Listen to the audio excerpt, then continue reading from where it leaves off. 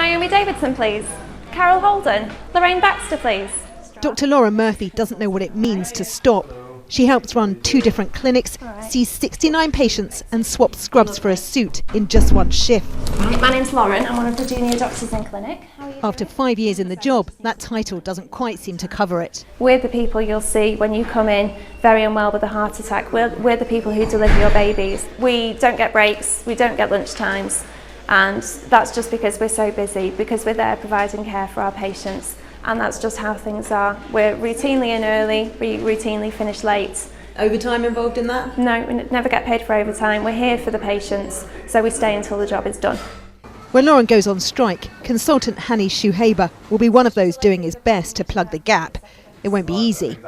Without the junior doctors, this department would collapse, the NHS would collapse. There's no question about it. They are the backbone of the NHS. You can see why. Here at Chorley and its sister hospital in Preston, doctors treat 2,000 inpatients every day, along with 2,224 more outpatients. But of its 850 doctors, 400 are classed as juniors. Managers won't know until next week how many have chosen to strike, but have already revised staffing levels, cancelled some clinics and non-essential operations like bunions or hernias to ensure there will be enough doctors to provide emergency cover.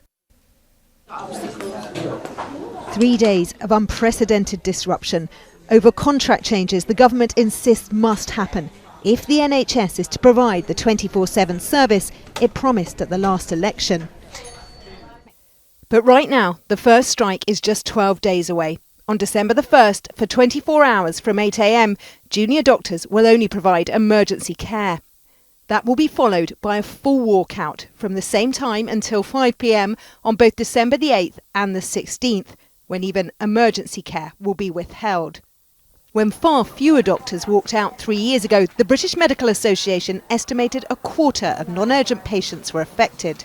So do you know what you're having? You're having boys or girls? Two boys. Two boys. And Yet almost everyone we spoke to here backed their doctor's right to strike. Well, they're the future, aren't they? We need the future for the babies that we're having. They do a great job and deserve everything that they ask for, really. The question is how far that trust will stretch, especially if and when emergency cover's withdrawn.